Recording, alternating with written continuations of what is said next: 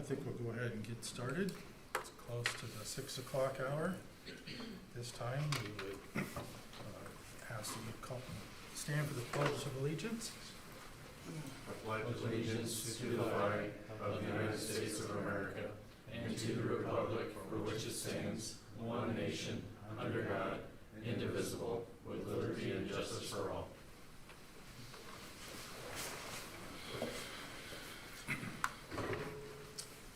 Okay, with that, we'll begin with the roll call of the council members present this evening.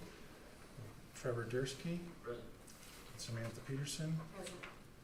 E.J. Bell. Present. Jim Kane. Present. And David Fisher. Present. Thank you, everyone. Next order of business is the approval of the agenda. Do we have a motion to approve? Motion to approve. Motion by Fisher. And then we'll need a second. I'll second. Second by Peterson. Any further discussion? Hearing none, the roll call vote is E.J. Bell. Aye. Jim Kane. Aye. Trevor Dursky. Aye. Samantha Peterson. Aye. And David Fisher. Aye. Motion carries.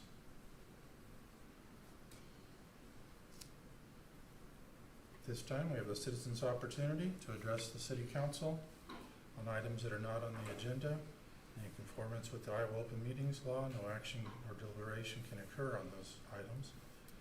We ask that you walk to the lectern, state your name and address so that the clerk can properly enter it in the record, and speakers are encouraged to limit their comments to more than 3 minutes. Do we have anyone that would desire to speak?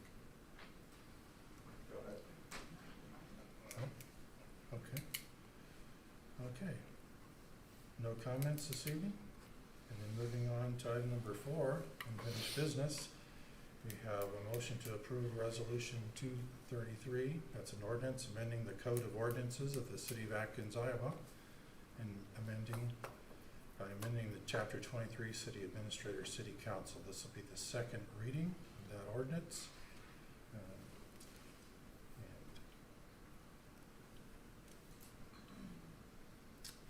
Scott, was there be any further discussion on Nope, that just a tonight? second reading on that. One change that we discussed, we did take that in terms of the experience issue there, so we did make that change in the ordinance as the council approved at the last meeting. So other than that, it's as was approved at the last meeting. All right. I'll make a motion to approve ordinance 233, second reading. I'll second. Motion by Peterson, second by Bell. Any further discussion? Okay, hearing none, we'd ask for the roll call vote. E.J. Bell. Aye. Jim Kane. Aye. Trevor Dursky. Aye. Samantha Peterson. Aye. David Fisher. Aye. Motion carries.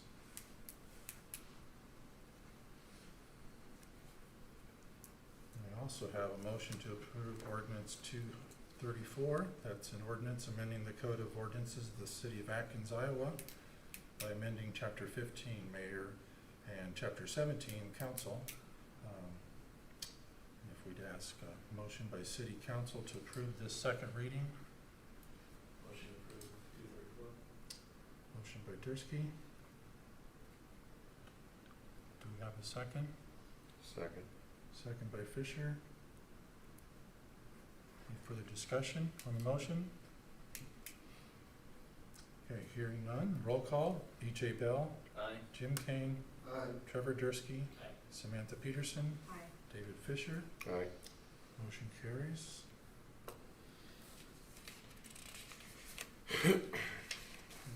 Moving on to item number 5. That's new business for this evening. It's the fiscal 2024 audit report and financial statements. This time, Scott Flory, City Administrator, provide a review.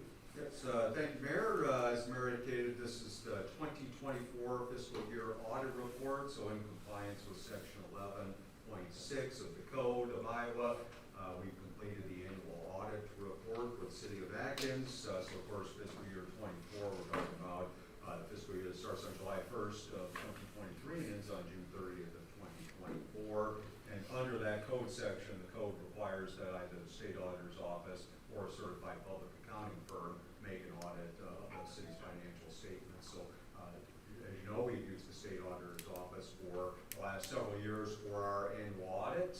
That will be changing going forward for fiscal year 25 following the issuance of the RFP that the city had. We, of course, accepted that proposal response that we got from Bonsack and Fromell for 3 years, starting fiscal year 25, so fiscal year 25, 26, 27, with an option for potentially fiscal year 28's audit work. So this will be the last year that we're using the state auditor's office for the city's audit. Generally speaking, this audit comes in around about $30,000 annually, so the cost with Bonsack and Fromell was a little less than that. So definitely a savings on that end. As you know, the auditor, you've all received a copy of the audit from the state auditor's office. The auditor has issued an unmodified opinion to the city of Atkins, so we commonly refer to that as a clean audit opinion.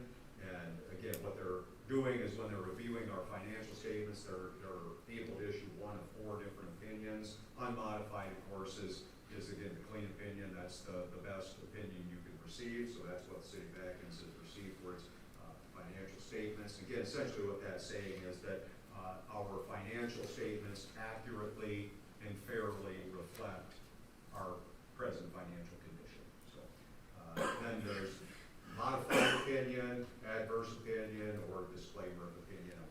Well, So this one was unmodified, unmodified. and the last, few? A couple of years ago, there was a modified. Modified, Yep. okay. I think that was in 22. Okay. In the audit report found no issues of any violations of federal funding, no issues of non-compliance with government finance laws. Did however highlight a few issues that are pretty commonly found in many smaller communities, of course, and you've heard these, I'm sure, over the last few times you've had the audit report review. Again, the segregation of duties is one of the significant internal control deficiencies. Again, it's kind of become a bit of a hallmark for small rural governments. Again, just not adequately able to staff up the office enough. So that's definitely not something that's unique to Atkins by any stretch of the imagination. I would just add to that I think kudos to the council for your work in bringing in the outside accounting firm ESG to assist with some of those payroll and accounting functions to try to improve upon that segregation of duty finding there. So I think that's definitely a step in the right direction. And outsourcing, I know you were very much champion of that in the time, and so that definitely I think has gone a long way to helping address some of those. And when we issue our response to the auditor, we cited that we were doing that. Of course, that response was well accepted. Of course, there were some other items in the report under the finding categories. Many of these, as you know, over the course of the last several months, we've taken quite a few steps to cure some of these findings.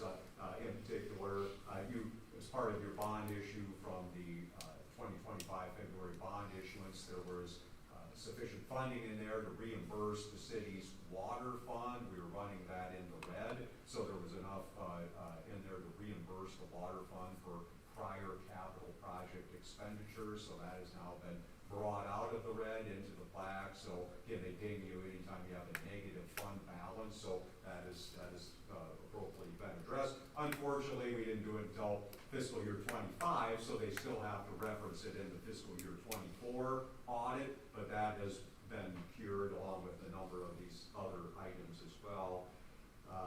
Again, there are several of those that we've talked about. The computer policy for financial systems recovery, we adopted that. The travel, training, reimbursement, expense policy, adopted that. We had an issue there on several on transfers, one of which had been an ongoing one related to Card Lab, with reimbursement from TIF back to the general fund on that. So you completed that transfer as well. There were a couple new findings in there. I think one was related to publication of the minutes. There was a couple episodes there where we did get the minutes published within the 15-day parameter that's required under Iowa law. But again, I large, we've done a really good job at responding to those internal control deficiencies that were cited in the audit. So just in general, in terms of the audit report itself, the net cash position, we increased by $427,000. So went from about a little over 2.5 million to almost 3 million. Total cash basis net position for governmental activities, so that's not counting proprietary funds, just governmental activities, increased by 403,000, so about 15%. Receipts were just a little under 4.6 million.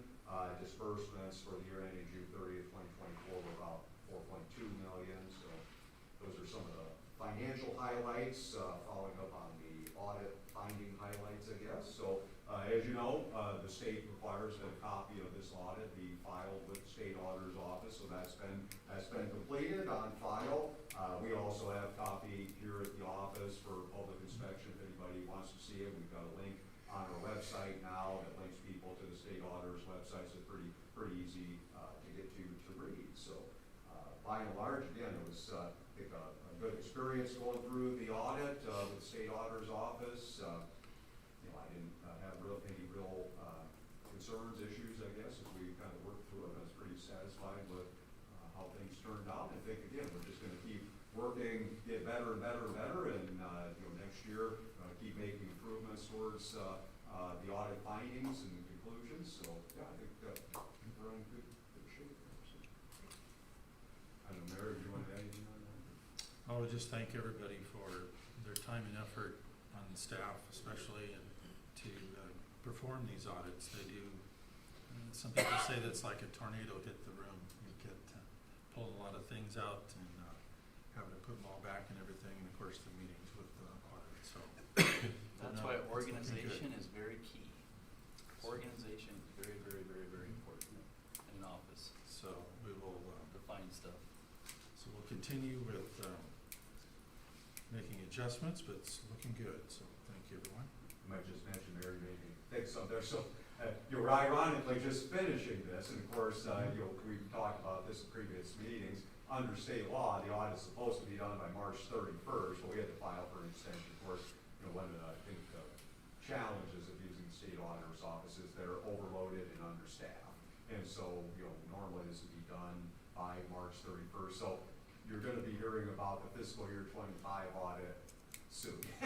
So soon as we basically got this one done, probably the next meeting will have the approval of the contract with Bonsec and Fromel, and they'll probably start, you know, being maybe even on site probably towards the end of September, I would guess. So kind of out of one right into another one. And they're gonna do the AFR, right? Yes, they are. Correct. Yeah. Yeah, that was included. Yeah. All right. We have a motion to accept the receipt of the 2024 City of Atkins audit report.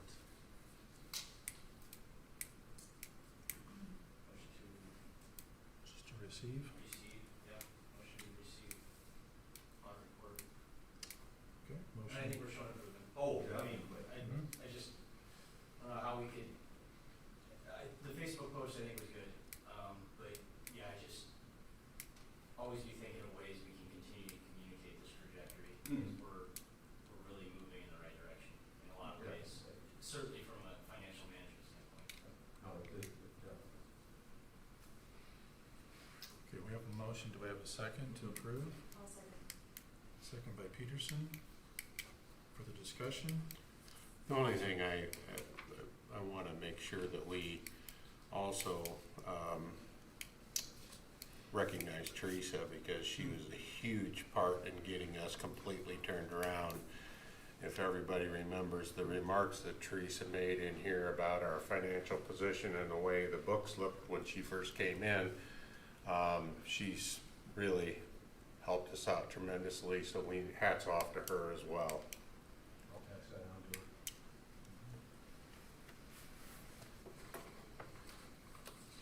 All right.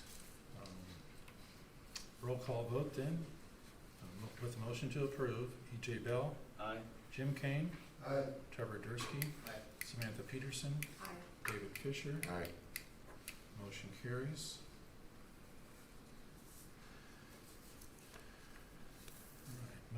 to item 5B. This is the fire station building improvement project. And Scott, could you give us an update on Yes, review of pay application? Yep, thank you, Mayor.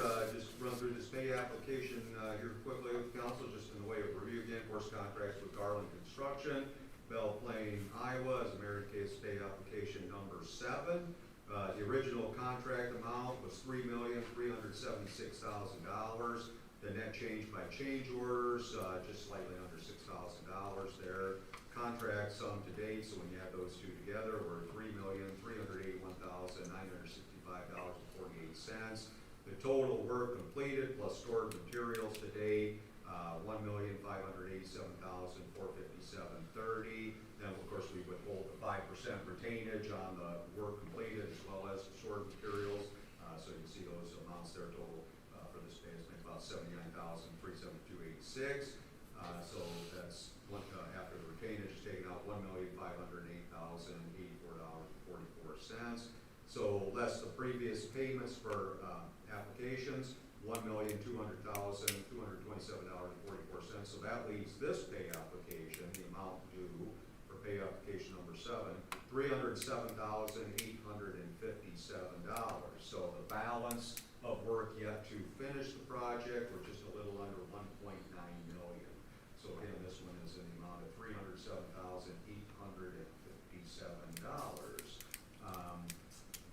That equates to about 47% complete on the project. And so the mayor and I met with the contractor this afternoon, kind of going through the work that's been completed. They're still very, very confident in more than meeting the deadline for completion of the project. They're probably, they're don't want to jinx themselves, but they're a good month to 5 weeks ahead of the schedule that was in the contract document. So, they're coming along really, really well there. Just in terms of the pay application, the work for the $307,000 on this, got a lot of, again, structural concrete, site paving, just the general admin costs as well.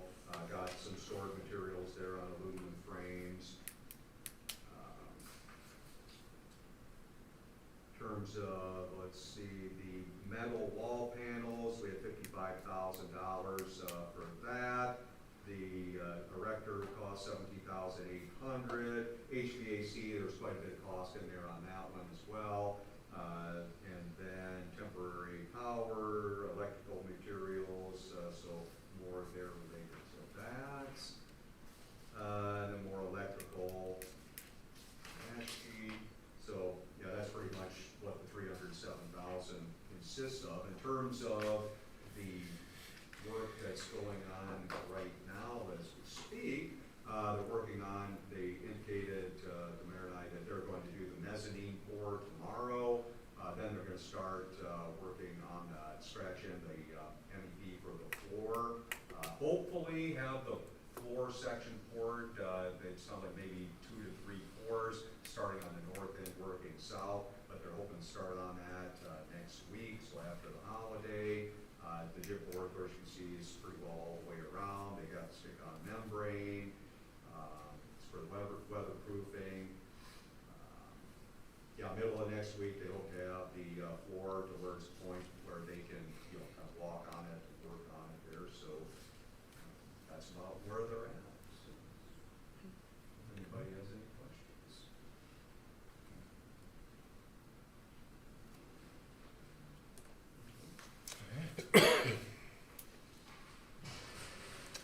Okay, would we have a motion to approve pay application number 7? And we'll state the $307,857. Motion to approve pay. Motion by Kane. Do I have a second? I'll say. Second by Peterson.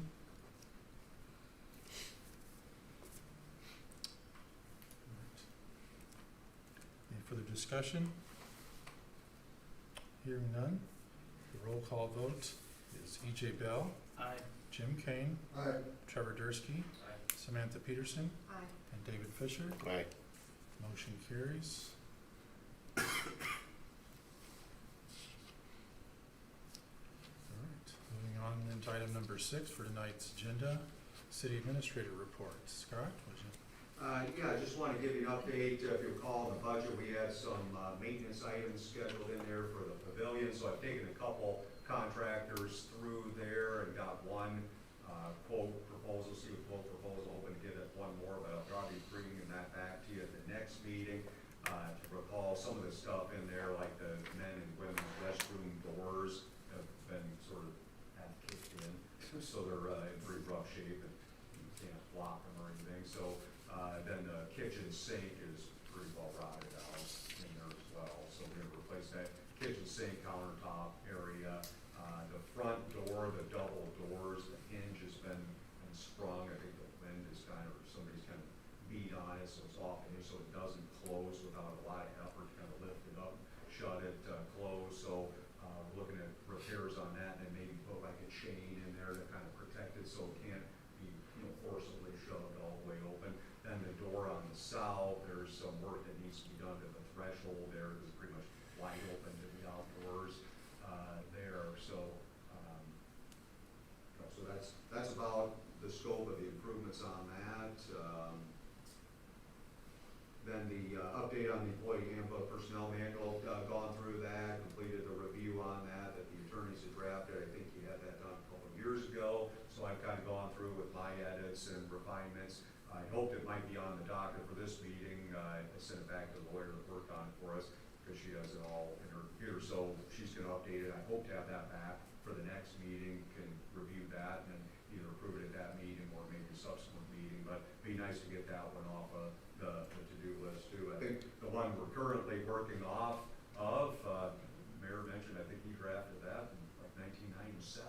So it'd be nice to have a more updated personnel manual in place here. So, and then lastly, the update on solid waste collection RFP solicitation. We did get 4 responses today. So just as a reminder, those were due here to City Hall by noon today. We've got 4 responses: ABC collection, JNS solid waste collection, waste management collection, and Kunstler sanitation have all put in the bids for that work. So we're going to open those tomorrow here, 10 o'clock at the office. And then what I would appreciate, you don't have to all sign up tonight, but if I could get 1 or 2 of you to maybe assist in reviewing those, I'd like to bring that back to the council on the meeting on September 9th for consideration of award contract on that. To recall, these, if we were to switch haulers from waste management, getting these new canisters, generally that's about a 2 to 3 month time frame. So time's a little bit of the essence. My goal on that RFP was to be able to decide on September. When are you needing someone to kind of? Well, probably so we're gonna open them tomorrow, but maybe like the following Monday or Tuesday, we could like get together and review those. What time you thinking? Whatever works. Yeah, I can help out on that. Yeah, okay. So I just gotta look at my calendar and see All right. what time. Okay. But yeah. Sounds good. Dave, you want to? Okay. Yep, sounds good. All right, that'll be good. I'm optimistic. We're gonna see some healthy numbers on that. So I agree with that. excited about it. And that's all I got. All right, thank you, Scott. As far as the mayor's report, attended the landfill commission monthly meeting there. Also, there's a survey for the emergency management. It's a joint effort between Lynn County and Benton County. That'll be going out on the social media, Facebook and website. It's a survey that is updated periodically, and it has to do with transportation issues and things like that. So pretty easy to fill out, but there's some instructions there, and it's all private information. It's not private information, so they're asking for public's assistance and guiding them in some of the planning for that.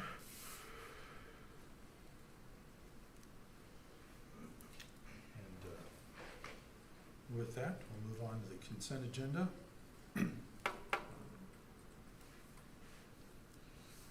Consent agenda, including the approval of abstracted bills and claims.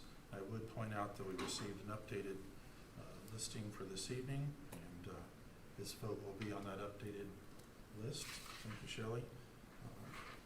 And then with the August 12th City Council meeting minutes, approval of revenue and expense report, treasurer's report, bank reconciliation, and approval of Class E retail alcohol license for Casey's. Approval of resolution 2025-0804. That's a resolution amending resolution 225 authorizing signatures for the City of Atkins banking for the city clerk, Shelley Ennis, and also approval of resolution 2025-0805, resolution approving the interfund transfer sanitary sewer fund to debt service, $243,613.75. Those are the items on the consent agenda for this evening. Do we have a motion to approve? Mayor, if I may on that, Yes. I might just mention, I did talk to the contractor out to Casey's out there, and he estimates 5 weeks for completion. Awesome. And then she was, the other one's getting ready to start. They said maybe by next Friday, ground earth moving up on the depot. Is it gonna remain open? Yes. Is the building behind it? Correct. Yep. Same process they used for the animals. Yeah. Yep. And the pumps will be more pumps. Yeah, looks nice. Okay. Do I have a motion to approve the consent agenda as stated?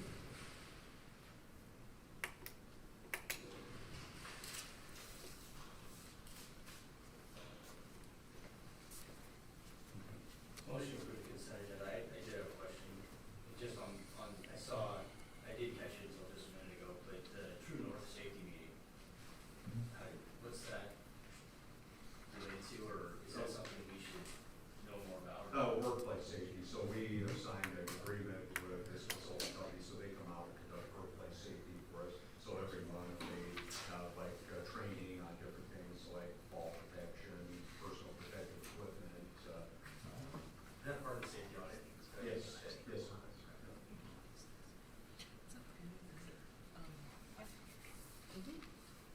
Did you have a question there? Any other questions?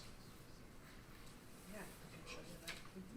I was just curious what that new one was. I'm used to seeing all these forever, this Comlin and Harn, whatever that is. What do you, A drone, Oh, yeah. 500-pound drone, gotcha. 2 of them. All right. Thank you. Okay, so we have a motion by Dursky. Do we have a second? Second by Kane. Further discussion? Okay, hearing none, roll call vote. Z.J. Bell, Aye. Jim Kane, Trevor Dursky, Aye. Samantha Peterson, Aye. David Fisher. Aye. Motion carries.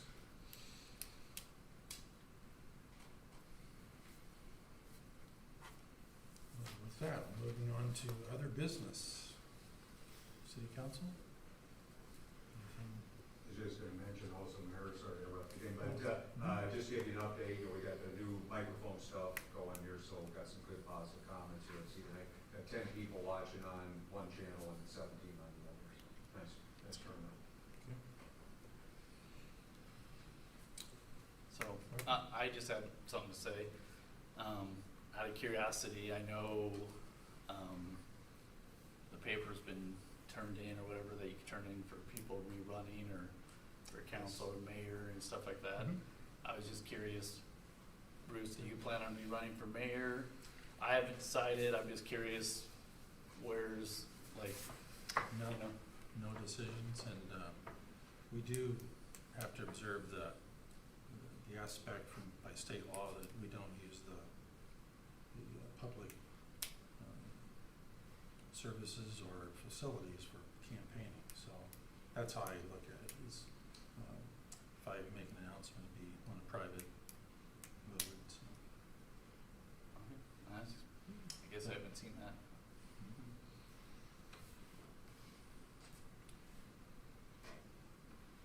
Okay, with that, great night tonight, nice night outside, so with that, we have completed our business for this evening. We'd ask for a motion to adjourn if the council wishes.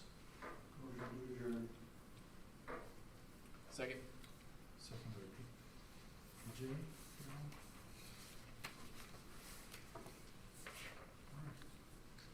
Roll call vote is E.J. Bell, Aye. Jim Kane, Aye. Trevor Dursky, Aye. Samantha Peterson, Aye. and David Fisher. Aye.